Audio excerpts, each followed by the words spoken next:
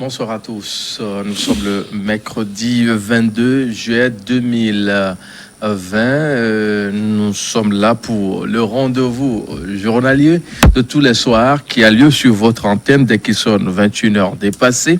Ce soir, nous allons débattre bien sûr du thème concernant coronavirus, la réouverture des frontières, des tests PCR pour les candidats au voyage. Notre invité pour passer à la loupe ce thème, Yao Didier Degbe, il est docteur bien sûr, chef division des établissements publics de soins au ministère de la Santé et de l'Hygiène publique, c'est bien ça? C'est ça. Bonne arrivée. Merci. On est en voie vers la réouverture des frontières, que ce soit dans l'espace CEDEAO, UMOA ou bien du Conseil de l'Entente, globalement sur le continent à travers le monde entier. Et les normes sanitaires s'imposent, il faut faire des tests PCR. Justement, c'est quoi le test PCR? Oui, merci. Bonsoir Mathieu. Les tests PCR, c'est les tests qu'on fait à partir d'un prélèvement au niveau des narines ou de la gorge d'une personne en vue de la recherche directe du virus dans la sécrétion qu'on a retirée. Parce qu'il y a plusieurs tests qu'on peut faire dans le cadre du coronavirus, mais c'est les tests PCR qui permettent de savoir que la personne est porteuse du virus à l'instant T où on lui a fait le prélèvement.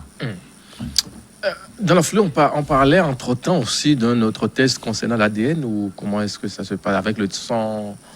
Oui, ça c'est les tests sérologiques.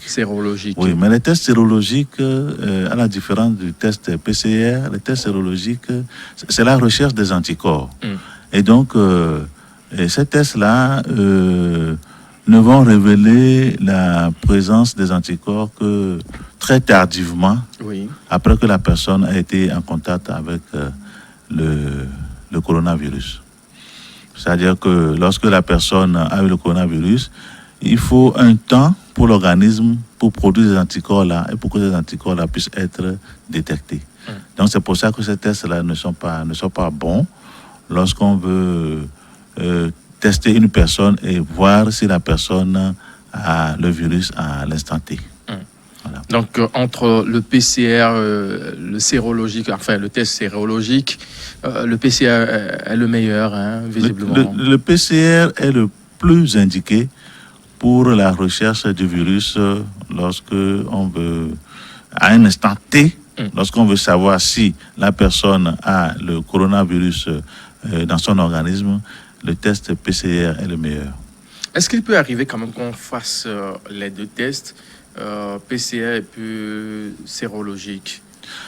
Non, les tests sérologiques, comme je l'ai expliqué, ça c'est pour voir si peut-être dans l'évolution d'une maladie chez la personne, c'est pour voir si peut-être qu'on ne l'avait pas traité comme coronavirus, mais on voudrait voir si peut-être la personne là n'avait pas été en contact avec le coronavirus, puisque les tests sérologiques reviennent positifs 15 jours à 3 semaines après que la personne a été en contact avec le coronavirus.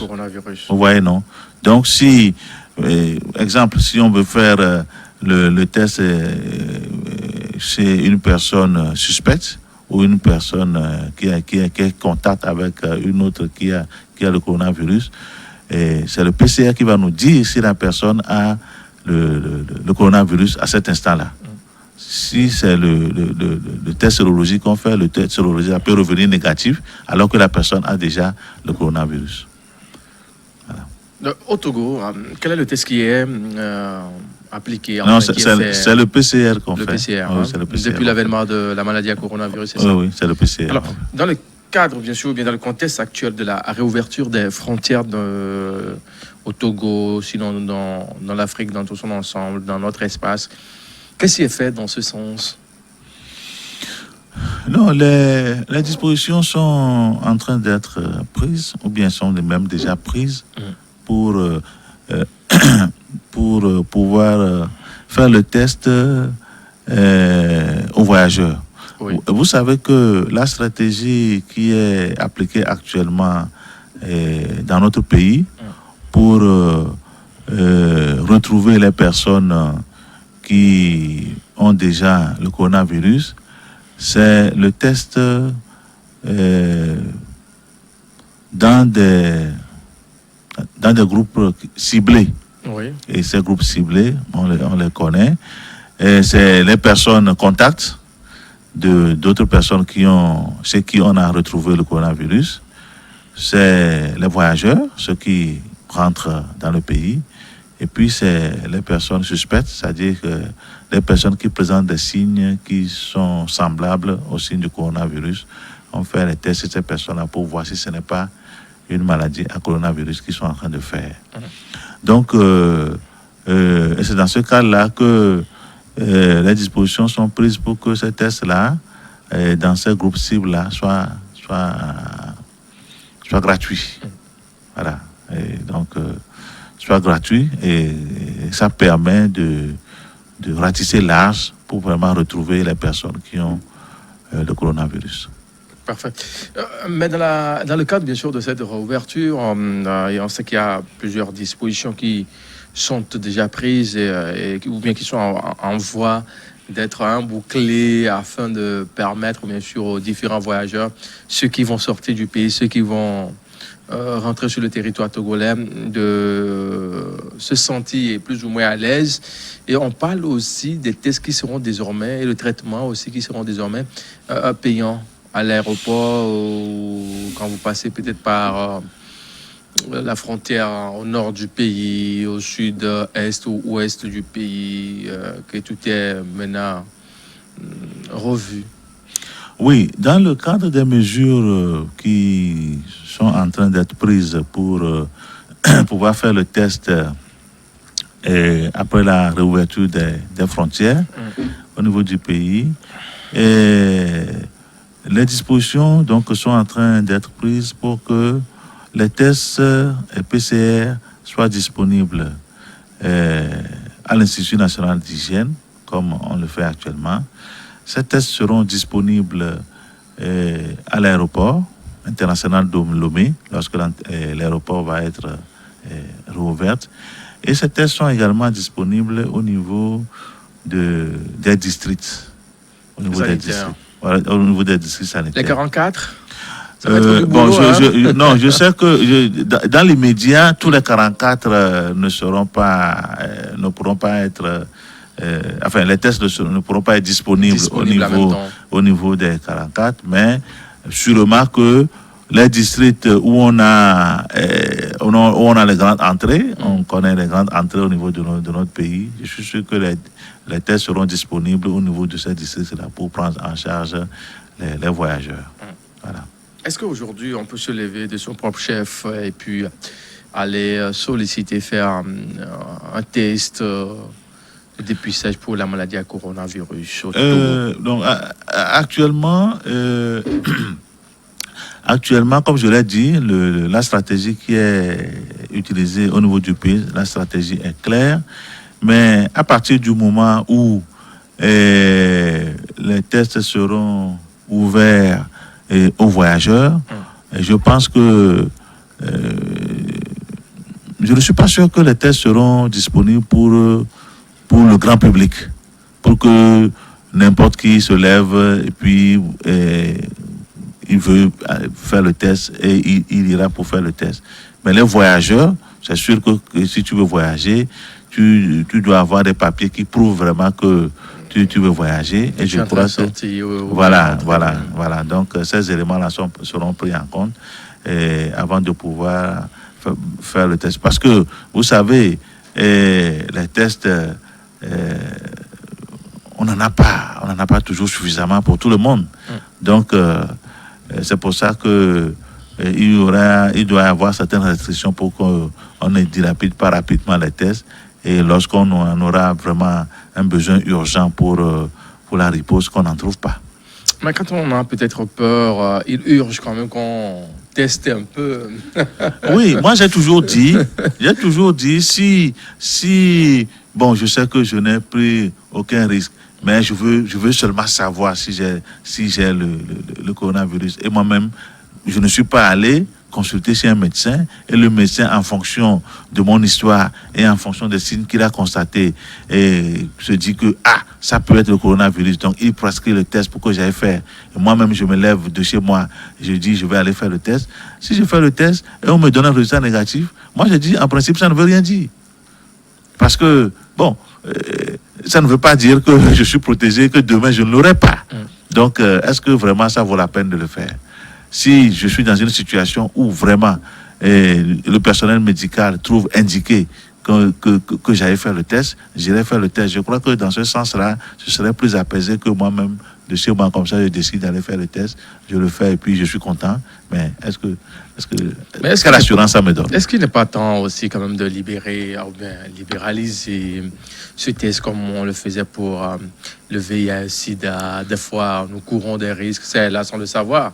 Arrivé à un certain moment, on fait un peu un bilan de santé personnelle en faisant tester soi-même pour soit le VIH/SIDA ou bien d'autres pathologies. Oui, en fonction, les stratégies sont différentes en fonction des maladies. Oui. Vous savez, si c'est quelqu'un qui attrape le VIH maintenant, il attrape pour la vie. Tu attrapes le VIH, tu l'attrapes pour la vie. Ce n'est plus comme avant, hein? Ah non, tu l'attrapes pour la vie. Ce n'est plus comme avant, ça veut dire quoi? Je peux être sous traitement. Oui. Je suis sous traitement. Le traitement, c'est un traitement antirétroviral. Ça veut dire que ça affaiblit. Le système. Non, pas le système. Ça affaiblit le virus.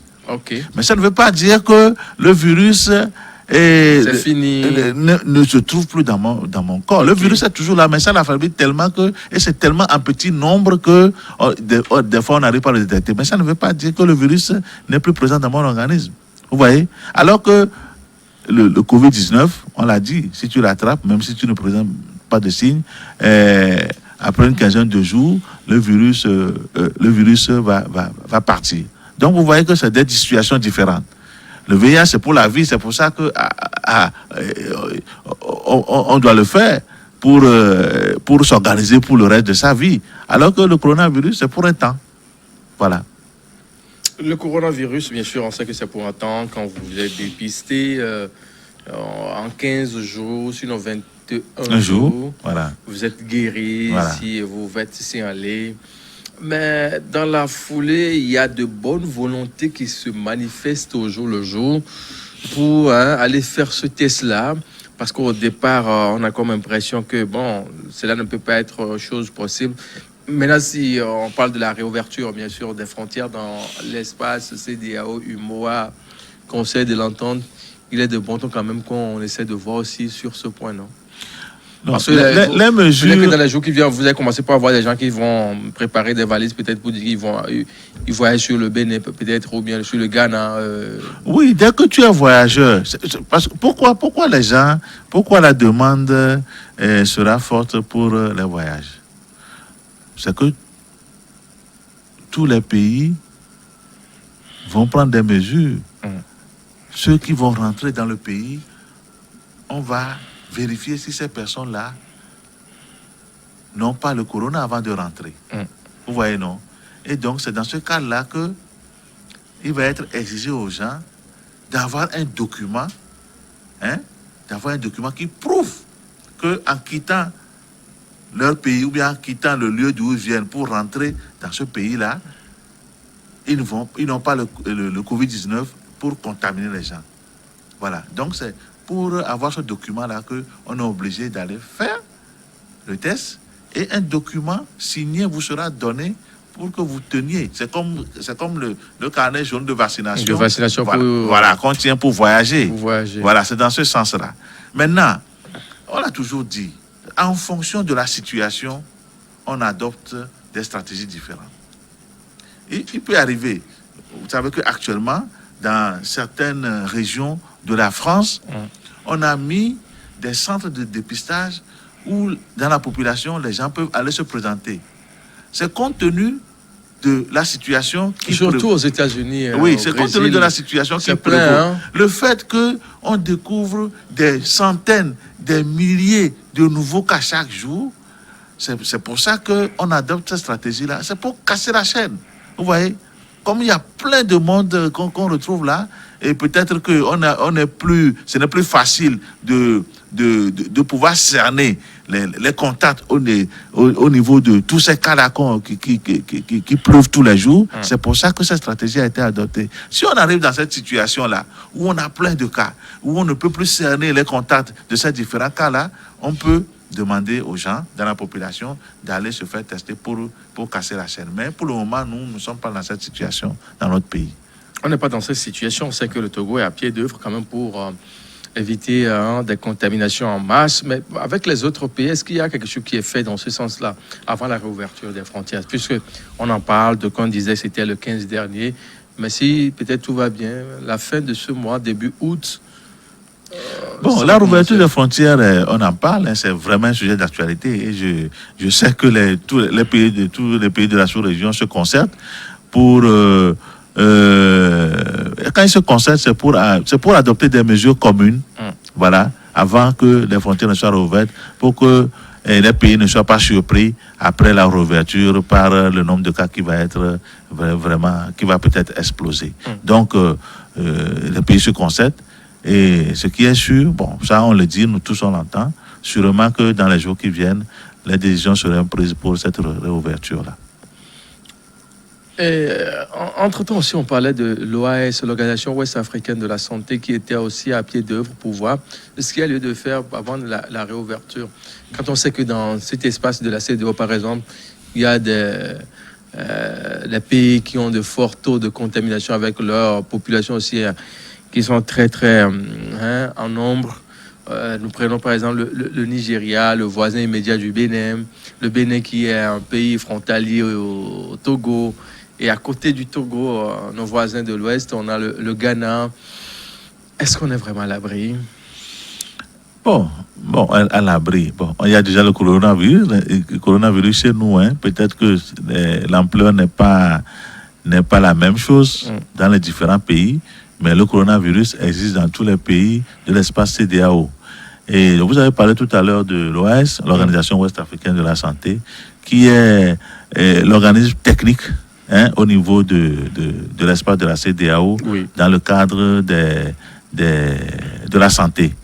Donc, c'est cet organisme-là dont le siège se trouve à Bobo-Dioulasso, au Burkina Faso, qui essaie d'aider les pays de l'espace à coordonner leur action dans le cadre des mesures à prendre pour faire face à différentes maladies qui menacent tout l'espace. Donc, je suis sûr que dans le cadre du Covid-19, cet organisme-là fait le même travail. Voilà. On parlait aussi des frontières détournées que les gens créent au jour le jour. Les frontières détournées, oui. Qu'est-ce qui sera fait dans ce sens-là? Mais ça, je crois que c'est un problème. Non, c'est un problème de sécurité. Et je crois que au niveau des ministères de la sécurité des différents pays, des mesures doivent être prises pour pouvoir arrêter ce genre de choses, parce que c'est un danger. Si ce n'est pas une frontière officielle où on peut contrôler les gens qui entrent dans le pays, et vous voyez que c'est un danger pour tout l'espace. C'est-à-dire qu'il suffit que la situation soit explosive dans un pays et ça peut impacter tous les autres pays. Donc, je pense que des mesures doivent être prises au niveau de tous les pays pour que ces clandestins-là puissent être arrêtés. Voilà. Sur le territoire togolais, dans tout son ensemble, est-ce que ça vous rassure? Est-ce que les gens sont vraiment conscients de ce qui se passe? Au début, peut-être oui, mais après 3 mois d'état d'urgence, on a prolongé d'un mois et demi qui va finir mi-août. Est-ce que les mesures sont respectées toujours? Bon, et toi et moi, nous sommes des citoyens et nous rentrons dans la population et on voit ce qui se passe. Bon, on a constaté de façon générale que depuis que le couvre-feu a été levé, et il a semblé que les gens sont devenus un peu laxistes par rapport aux mesures barrières qu'on doit adopter dans la population. Mais je crois que les gens reprennent conscience puisque la sensibilisation continue toujours pour rappeler aux gens que la levée des restrictions ne signifie pas que la maladie n'existe plus dans le pays. Donc, je pense qu'il faut qu'on continue toujours à parler aux gens pour que les gens reprennent conscience. Il faut que les gens reprennent conscience, mais quoi qu'on dira, il y a toujours d'autres personnes qui travaillent aussi la nuit. Hein. On a les bars et autres qui fonctionnent. On doit quand même faire bouger un peu pour l'économie. Ne va pas quand même demeurer toujours morose. Non, je pense que on n'a pas dit aux gens de ne pas mener leurs activités. On n'a pas dit aux gens de ne pas mener les activités. On peut mener les activités, mais dans certaines conditions. C'est ça qui est très important. Vous voyez que depuis qu'on a répété sur les médias que le respect, le non-respect du port obligatoire des masques peut amener à ce que on puisse demander aux gens de respecter la loi. Vous voyez que depuis un certain temps, moi j'ai appris que dans les marchés et dans les transports, tout ça là, la sécurité a commencé à prendre des mesures. Oui, voilà. Il y a quand même des... il y a des gens qui sont rappelés à l'ordre. Voilà, des amendes qui sont... qu'on a demandé aux gens de payer, tout ça. Non, tout ça, c'est pour demander, c'est pour amener les gens à respecter les mesures barrières. Et je pense que c'est mieux pour nous tous de respecter ces mesures-là. D'abord, ça nous permettra qu'on ne nous rappelle pas à l'ordre comme ça, hein, dans nos activités. Et en plus, c'est pour notre propre santé. Et c'est ça qu'il faut comprendre.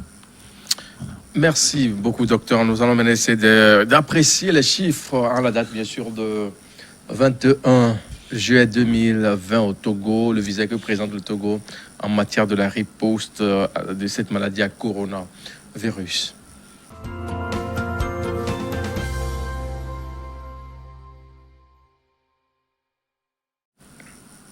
Le 21 juillet 2020 au Togo, la situation se présente comme suit. Nous avons 215 cas actifs pour 560 cas guéris, 15 décès, 790 cas confirmés, 38 450 nombre total de tests, 4,98 tests pour 1000 habitants, 1,43 cas pour 100 000 habitants. Ces derniers 14 jours, voilà. Ces derniers 14 jours, ces 14 derniers jours, voilà. Merci beaucoup pour la précision. En petit détail, il faut dire que 7 des 301 personnes testées sont positives, portant le nombre total de cas à 797 personnes, dont les âges sont compris entre 12 et 66 ans, se répartissent comme suit. Nous avons 3 cas parmi les contacts, 2 femmes à Agoué et une femme dans le district 5 à Lomé. 4 cas parmi les suspects, un homme dans le district 2 à Lomé, une femme dans le district de Golfe à Lomé, un homme à Sokolé dans le district de Tchaoudjo et un homme à Kanté dans le district de la Kéran. 6 nouveaux guéris ont été enregistrés, portant à 560 le nombre total de patients guéris de Covid-19 au Togo. Voilà un peu le visage. Je crois qu'on dit il y a quand même de bonnes nouvelles dans le tableau qui est présenté au jour le jour. 560 cas guéris contre 215. Il y a quand même un petit espoir, un petit sourire. On peut quand même dire que ça va beaucoup mieux comparativement à d'autres pays. Oui, comparativement à d'autres pays, comme on l'a toujours dit, comparativement à d'autres pays, nous constatons que les stratégies qui sont utilisées dans notre pays pour la détection et la prise en charge des cas de coronavirus, c'est des stratégies qui marchent. Donc ça nous réjouit. Voilà. Merci bien. Docteur, on parle aussi dans la foulée des salles de foot où les gens ne respectent ni la distanciation ni le port de masque. Que dites-vous? Les salles de foot, diffusion, quand on diffuse les matchs des ligues qui ont commencé depuis quelques temps déjà. Les gens sont en nombre. On a des difficultés à garder la distance, ni le port des masques. Il faut commencer peut-être par démanteler ces différents lieux-là. Ah oui, bon, les démanteler. Mais moi, je pense quand même que il faut que l'autorité agisse pour pouvoir, pour que les gens puissent respecter les mesures. Je crois que qu'il y a des communiqués qui sont sortis. Voilà, je crois que le ministère, par exemple, le ministère des Sports a sorti un communiqué pour suspendre les activités. Voilà, pour suspendre les activités sportives, parce que on le sait, depuis que les écoles ont été fermées, les jeunes étant à la maison, ne faisant rien, et comme ils ont l'habitude de le faire pendant les vacances, il y avait des compétitions sportives qui étaient organisées et les gens se retrouvaient en masse sur les petites aires de football à travers la ville de Lomé, par exemple. Donc, ces situations-là, vous voyez que ça ne respecte pas la consigne qui est donnée que au niveau des lieux publics, on ne peut pas avoir des rassemblements de plus de 15 personnes. Donc, c'est dans ce cas-là que ces mesures ont été prises pour pouvoir interdire ces genres de rassemblements. Donc, je pense que dans les comment vous les appelez, les salles de foot, c'est ça? Voilà, les salles de diffusion de foot, et de jeux aussi, de jeux, même dans dans les bars et tout ça là, je crois que c'est la même chose. Il faut qu'on puisse amener les gens à pouvoir respecter les mesures.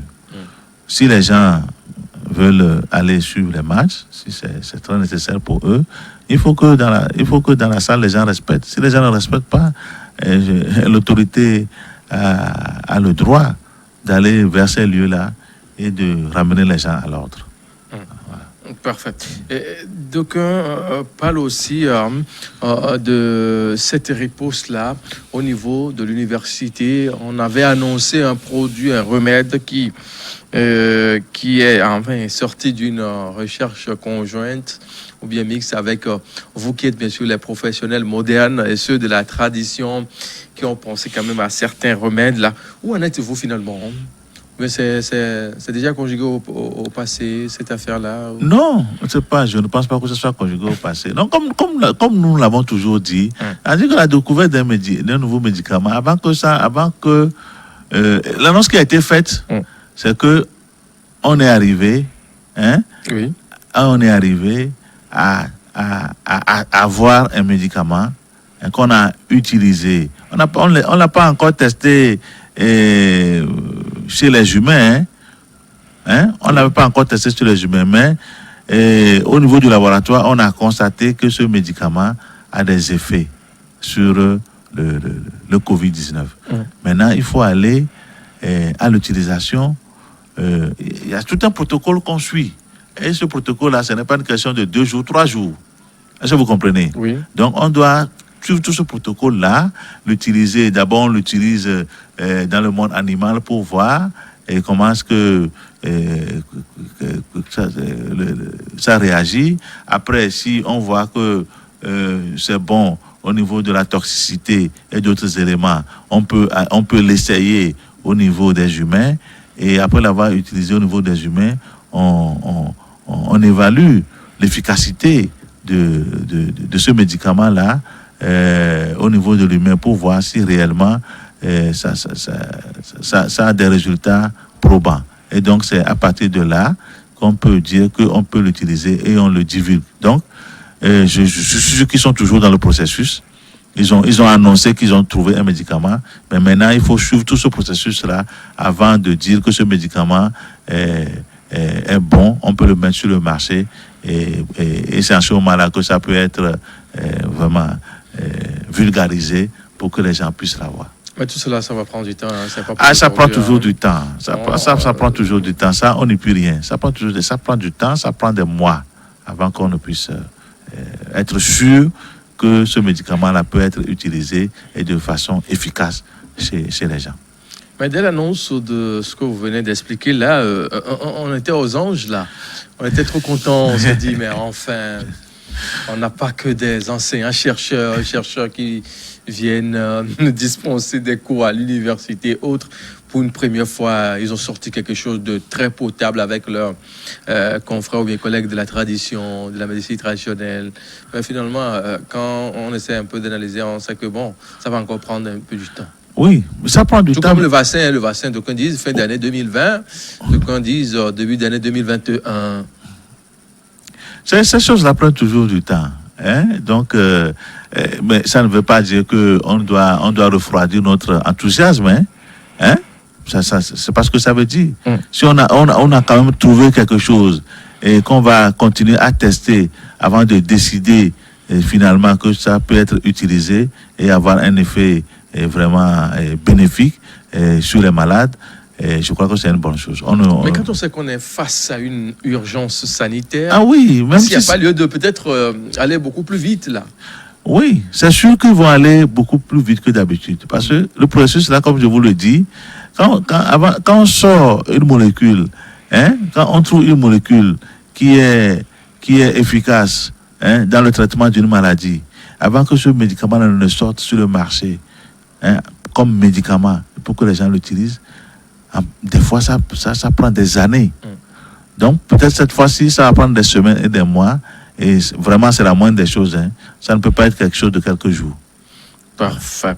Il y a une question qui nous a été posée. Bonsoir le plateau. Pourquoi on dit que le coronavirus n'a pas de traitement, mais un grand nombre de personnes infectées de la maladie retrouvent la guérison? C'est pas quelle alchimie? Aidez-moi à comprendre. Oui, vous savez, habituellement on dit que les virus, il n'y a pas de médicaments. Il n'y a pas de médicaments contre les virus. Et la plupart des maladies virales, c'est comme ça que ça se passe. On a des médicaments pour traiter les effets néfastes que le virus peut entraîner dans le corps. Mais le virus même, il n'y a pas de médicament qui le tue. Donc, la plupart des maladies virales, et en dehors du VIH, la plupart des maladies virales, le virus fera son effet dans l'organisme et à un moment donné, il va être éliminé. D'accord? Mais il faut qu'on trouve des médicaments qui puissent l'atténuer. Oui. Voilà, qui puissent l'atténuer. Mais c'est pas comme, vous savez, les bactéries, par exemple, on a les antibiotiques. Quand vous avez une maladie causée par une bactérie, vous utilisez des antibiotiques. Les antibiotiques là tuent la bactérie. Et vraiment la bactérie ne va pas faire son temps et puis disparaître. Si le médicament est bien pris, la plupart des traitements par antibiotiques, quand vous prenez le médicament une semaine ou plus 2 semaines d'antibiothérapie, la bactérie est tuée de l'organisme. Alors que les maladies virales, ce n'est pas ça. Donc c'est pour ça que souvent on dit que les virus n'ont pas de médicaments. Les médicaments qui sont utilisés permettent d'atténuer le virus, de lutter contre les effets néfastes que ce virus-là peut entraîner dans l'organisme. Mais le virus, c'est le virus lui-même qui s'élimine. Voilà. Ça s'élimine de lui-même. Hein. Voilà. Avec la prise, bien sûr, du médicament en question. Le protocole adopté au Togo, c'est toujours la chloroquine. Hein? Oui, l'hydroxychloroquine et l'azithromycine. Parfait. Voilà. Bonsoir, le plateau. Je suis Jean de Dieu. Je voudrais savoir si vous êtes informé de ce qui se passe au niveau des frontières avec le Ghana. C'est-à-dire les entrées et sorties au niveau du Ghana. Oui. C'est-à-dire, enfin, les flux, en fait. Je pense que c'est de ça que le téléspectateur parle. Oui, bon, tout ce qu'on peut dire, c'est que malheureusement, ce n'est peut-être pas seulement au niveau de la frontière avec le Ghana. Vous savez, toutes les frontières au niveau des pays africains, les frontières sont souvent poreuses, hein. Mais je ne sais pas s'il y a une situation particulière qui se passe actuellement au niveau de la frontière. Il faut dire quand même que les gens ils vont au Ghana pour le business et autres. C'est peut-être ça, puisque la frontière n'est pas officiellement ouverte pour le moment. Oui. Il peut y avoir ces allers-retours là. Alors, bonjour le plateau. Je voudrais me rassurer qu'en face d'un malade de coronavirus, quel est le premier signe à détecter? Le premier signe d'être. Non, les gens est-ce que c'est visible, tout ça là? Non. Ça varie, hein? Oui, ça varie. Mais la plupart du temps, c'est la fièvre. Hein. C'est la fièvre, hein? Oui, la plupart du temps, c'est la fièvre. Et c'est après que la toux vient. Et puis, bon, quand ça continue, il va y avoir des problèmes d'essoufflement et tout ça. Donc, bon, la plupart du temps, c'est la fièvre qui commence. Avec cette saison pluvieuse sur les côtes ouest-africaines, ça amène le paludisme. Est-ce qu'on ne sera pas tenté de confondre peut-être les signes? Non, c'est pour ça qu'on dit. C'est-à-dire que, bon, moi je l'ai dit comme ça, mais ça ne veut pas dire que quelqu'un qui fait la fièvre va. Parce que les gens vont commencer par dire quelqu'un qui fait la fièvre, allez, c'est non, il faut non, on a dit, bon, la question a été, quel est le premier signe? J'ai répondu comme ça, mais ça ne veut pas dire que c'est pas à la maison qu'on se fait le diagnostic, hein. Quand vous avez la fièvre, il y a beaucoup de maladies qui ont comme signe la fièvre. Donc, c'est au niveau d'une formation sanitaire qu'il faut aller pour qu'on vous fasse un diagnostic correct. Voilà. Parfait. Alors, nous allons nous intéresser maintenant au port du masque. Au port du masque, aujourd'hui, on sait que plus ou moins les gens respectent cela, mais l'autre problème qui se pose, c'est l'hygiène. Hein? L'hygiène concernant ces différents masques. On parle du masque chirurgical qui est porté par quelqu'un comme ça durant toute une journée, qu'on reporte le lendemain. Ça aussi, c'est un cas. Ce que nous constatons parce qu'on voit des masques qui, bon, on se demande ce qui n'a pas réellement marché. Et également, avec les masques faits mais en pagne et autres, là, les gens en portent pendant toute une semaine. Et avec certains, d'un corps, de métier, on oublie carrément l'entretien de ces masques-là. Est-ce que c'est bon pour la santé d'abord, comme ça? Ou bien il faut repenser la méthode aussi à ce niveau-là? Parce que les gens pensent qu'il faut juste mettre et puis c'est bon. Oui, non, repenser la méthode, je ne crois pas. Mais ce qu'on peut conseiller aux gens, c'est que le port du masque, vous avez donné l'exemple du masque chirurgical, par exemple. En principe, le masque chirurgical même, un masque ne se porte pas toute la journée. Hein. On dit le masque chirurgical, vous le portez en moyenne 4 heures de temps après, il faut le changer. Donc, globalement, nous on se dit dans une journée, il faut porter un masque chirurgical dans la matinée. Il faut que dans l'après-midi, vous portez un autre masque chirurgical. Au moins 2, hein? Voilà, au moins 2 dans la journée. Vous changez au moins 2 dans la journée. Maintenant, en ce qui concerne, bon, on sait que c'est le masque chirurgical. Bon, c'est un problème de moyens aussi. Alors, si on dit que le masque chirurgical, on doit en porter 2 dans la journée, et ce n'est pas à la portée de tout le monde. Maintenant, il y a d'autres types de masques qui sont confectionnés localement et que les gens peuvent utiliser. Et ça, ce que les gens doivent comprendre, c'est que on ne peut pas, peut-être même si le masque est fait avec du pagne, on peut le porter peut-être au plus une journée. Oui. Le lendemain, je ne pense pas qu'il faut encore porter le même masque. Parce que, comme vous venez de le dire, ce masque-là se salit. Ce n'est pas seulement le coronavirus que ça retient, mais ça retient la poussière. Ça peut retenir d'autres virus aussi. Ça peut retenir d'autres microbes aussi. Et donc, si vous avez le même masque-là dans votre figure et que vous le manipulez à longueur de journée, il faut savoir que sur vos mains va se déposer d'autres choses en dehors du coronavirus et qui peuvent aussi vous donner des maladies.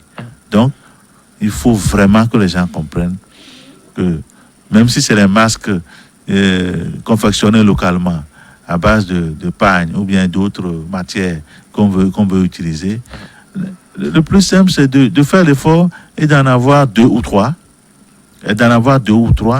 Et donc, chaque jour, en porter un. Vous portez jusqu'au soir, peut-être le soir, là, ou bien le lendemain matin, vous lavez ça, vous séchez. Et si c'est avec du pagne, c'est même conseil de repasser avec un fer à repasser. Parce que le fer à repasser, c'est très chaud. Voilà. Et ça permet d'éliminer voilà, ce qui peut être retenu encore sur le masque. Donc, si vous en avez 2 ou 3, vous en changez chaque jour et vous portez un la journée, vous le lavez. Je pense que vraiment, c'est la meilleure des choses. Bonsoir, docteur. Pourquoi ne pas essayer de ramener le couvre-feu? Bon. Est-ce que ça urge encore?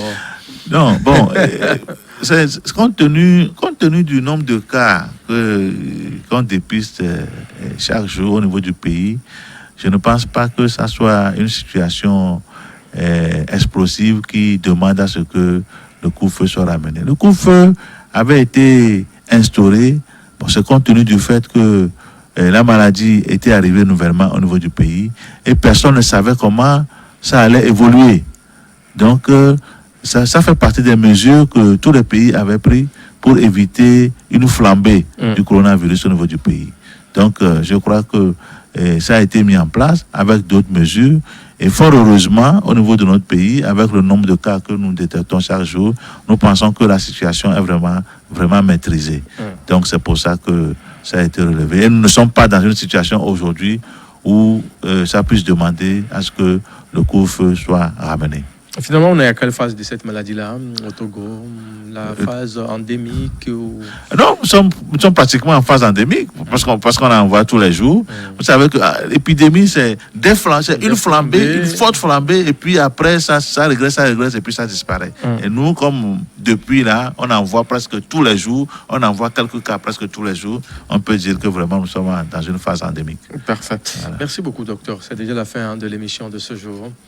Je vais prendre votre mot de la fin en 15-30 secondes au plus. Ok, merci. Non, c'est pour vous remercier premièrement et vraiment dire à la population que essayons de garder le cap. Et le coronavirus, nous n'en sommes pas encore exempts. La maladie existe encore dans le pays et donc gardons le cap et faisons tous un effort commun pour qu'on puisse l'éliminer. Merci. Merci à vous aussi. Je rappelle que vous êtes docteur Yao Didier Degbe, chef division des établissements publics de soins au ministère de la Santé et de l'Hygiène publique au Togo. Mesdames et messieurs, c'est la fin de cette émission de ce jour. Prenez grand soin de vous et surtout les gestes barrières. À très vite.